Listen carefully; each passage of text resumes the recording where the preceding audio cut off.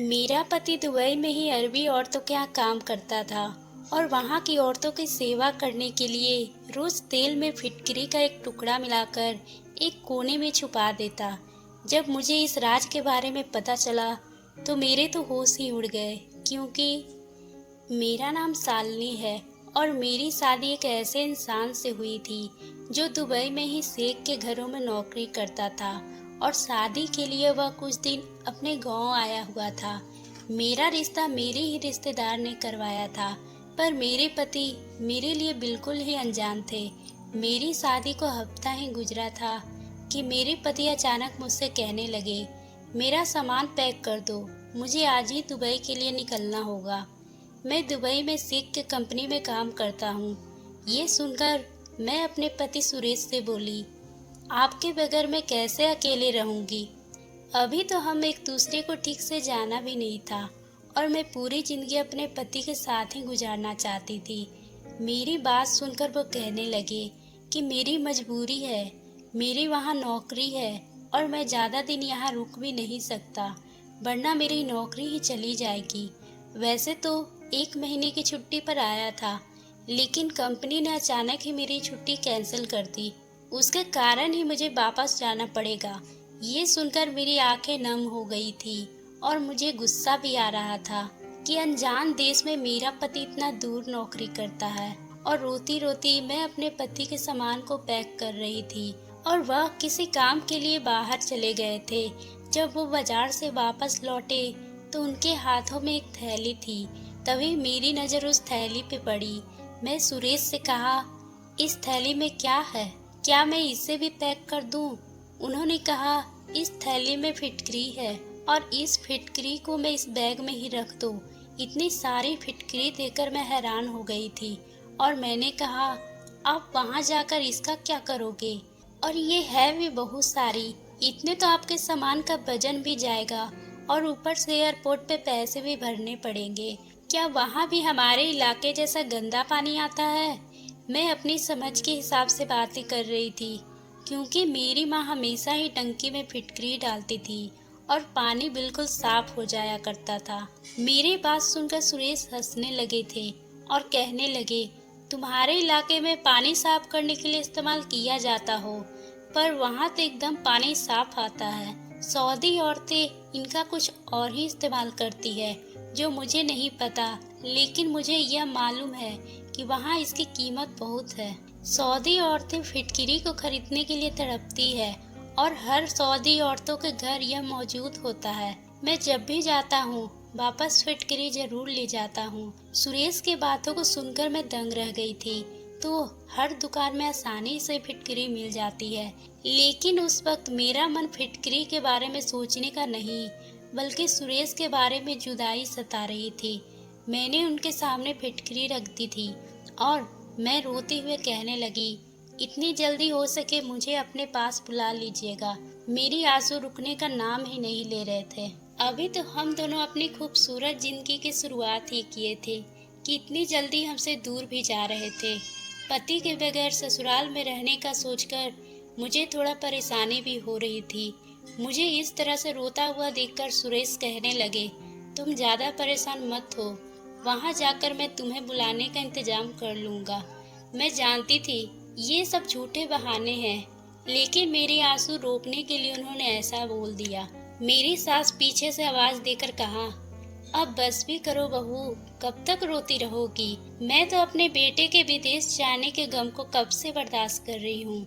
सुरेश मुझे छोड़कर चले गए थे, लेकिन जब उनका फोन आता तो मेरी सास बेशुमार बुराइयां करने लग और मुझसे बातें करने नहीं देती। मैं इन सब बातों से तंग आ गई थी और फिर उन्होंने मुझे एक दिन बताया कि वो मुझे वापस दुबई बुला रहे हैं। वहाँ सारी कार्रवाई कर चुके हैं। उन्होंने मुझे कागजात भी भेज दिए थे।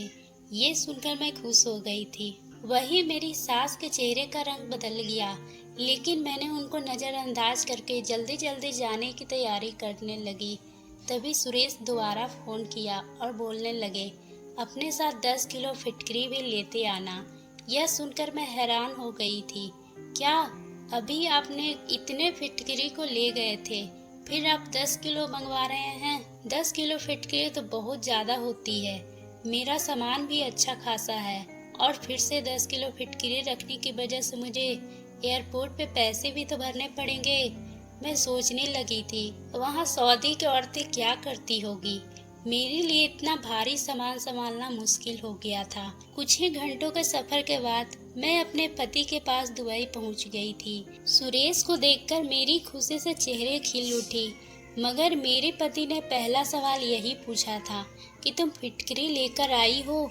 तो उनकी ये बात सुनकर मेरा दिल टूट गया, क्योंकि उन्हें मुझसे ज़्यादा फिटकरी की फिक्र थी, जबकि मैं उनसे मिलने के लिए बहुत ही बेताब थी। मैं चुपचाप फिटकरी निकालकर सुरेश के हाथों में दे दी।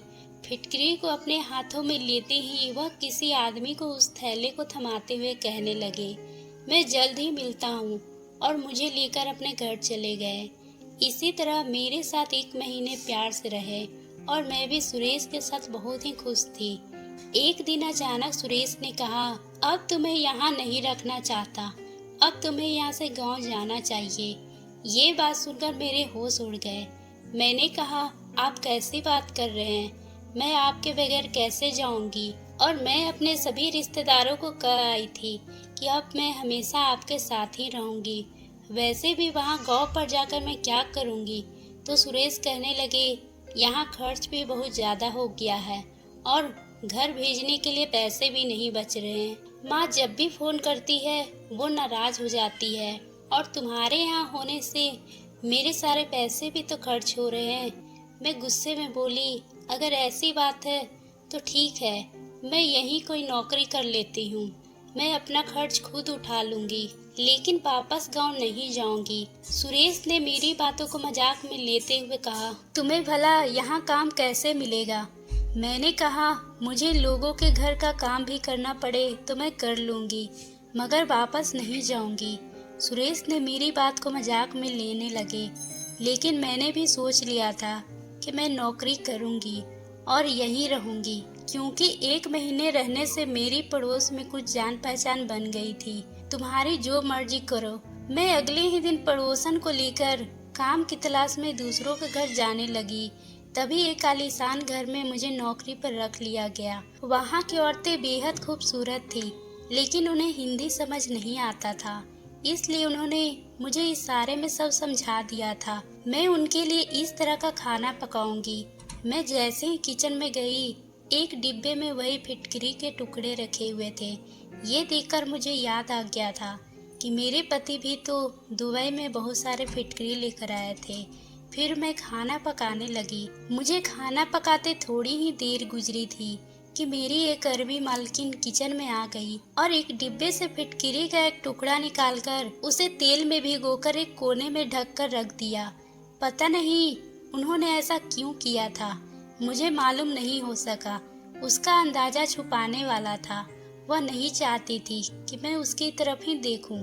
खैर, मेरा पहला दिन था और बहुत ही अच्छा गुजरा था। मैं 4 घंटे काम करने के बाद वापस अपने घर लौट आई थी, और सुरेश के घर लौटने से पहले मैं घर का सारा काम करके खाना बना ली। जब शाम को सुरेश घर आए थे तो मुझे कहने भी लगे कि काम मिला। मैंने कह दिया, हाँ बिल्कुल, और बहुत ही अच्छे घरों में मिली है और तनख्वाह भी बहुत ही अच्छी है। ये सुनकर सुरेश बहुत ही खुश हो गए थे और उन्होंने कहा, चलो आज हम दोनों मॉल घुमाते हैं। हम दोनों मॉल में घूम ही रहे थे, तभी सुरेश के ऑफिस से एक दोस्त मिल गए। उनके साथ उनकी बीवी भी थी। उन दोनों ने बहुत ही खुशी के साथ हमसे बातें की थी। जब उन्हें पता चला कि मैं शादी के बाद इंडिया से यहाँ आई हूँ, तो उन्होंने हम दोनों को अपने घर अगले दिन रात के खाने पर बुलाया। वो लोग अरबी थे, लेकिन उनको हिंदी समझ आती थी। अगले ही दिन हम दोनों सुरेश के दोस्त अरबी लोगों के घर गए। उनके दोस्त और उनकी बीवी बहुत ही खुशी से हमारा स्वागत किया। उनका 2 बेटी भी थी। वह हम दोनों के लिए किचन में खाना लगाने की तैयारी करने लगे। तभी उनके पास जाकर बोली, मैं भी थोड़ा हेल्प कर देती हूँ। वह मुस्कुराते हुए कहने लगी, भाभी आप बैठ जाइए, मैं बस खाना तैयार करके आती हूँ। मैं उनकी बातों का अनसुना करते हुए उनकी मदद करने लगी। इसी वक्त मेरी नज़र एक कोने पर गई, जहाँ फिटकरी का कटोरी पड़ी हुई थी। ये देखकर मुझे रहा नहीं गया। मैंने कहा, भाभी आपको बुरा न लगे तो मैं एक बात पूछूं, ये फिटकरी यहाँ क्यों रखी गई है? तो इतने सारे फिटकरी का क्या करोगी? मेरी बात सुनकर उनके चेहरे का रंग ही बदल गया और जल्दी से फिटकरी को कटोरी को बॉक्स में रखते हुए जल्दी जल्दी खाना लगाने लगी। तो मैं भी खामोश हो गई, क्योंकि दोबारा पूछना मुझे थोड़ा अजीब सा लग रहा था। खाने खाने के बाद हम दोनों वापस अपने घर लौट आए थे, लेकिन मेरे दिमाग में अब भी वही फिटकिरी वाली बात चल रही थी। सुरेश ने मुझे देखकर कहने लगे, क्या बात है, कोई सवाल पूछनी है? तो मैंने भी अपने पति से कहा, मैं जिस अरबी के घर जाती हूँ वहाँ की औरतें फिटकिरी को छुपाकर क्यों रखती है? ये सुनकर सुरेश हंसने लगे और कहने लगे, तुम औरतों की छोटी छोटी बातों का टेंशन लेने लगते हो।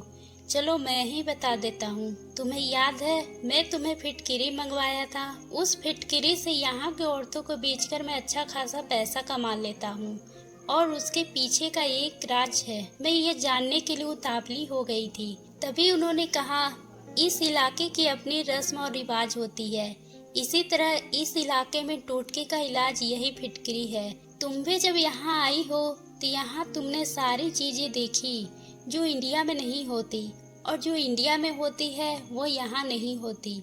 लेकिन अरबी औरतें इससे बिल्कुल अलग किस्म का फायदा हासिल करती है, जो हैरान है और अलग भी। मेरे पति ने मुझे बताया कि अरबी औरतें पहले खास किस्म का तेल तैयार करती है, जो उन्होंने अपने बूढ़े बुजुर्गों से सीखा है।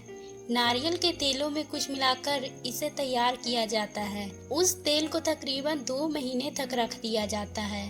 उसके बाद रोज रात को उस तेल को फिटकिरी के साथ पीसकर इस्तेमाल किया जाता है। इस अरबी औरतों का हर रोज अपने पेट पे लेप के रूप में लगाती है, क्योंकि उनका मानना है कि इस तेल से लगाने से उनका बेटा पैदा होगा। ये बात मेरे लिए अनोखी थी और अजीब भी। आज तक मैंने ऐसी बातें किसी से नहीं सुनी थी। मैं इन सब बातों का अंधविश्वास समझकर अपने पति को इस रोजगार को करने से मना कर दिया, और वो भी मेरी बात मान लिए थे। और हम सब अपने देश लौटकर अपने नए काम पे ध्यान देने लगे और अपने पूरे परिवार के साथ ही रहने लगे। तो दोस्तों, आपको ये कहानी कैसी लगी? अगर पसंद आई हो तो आप हमारे चैनल को सब्सक्राइब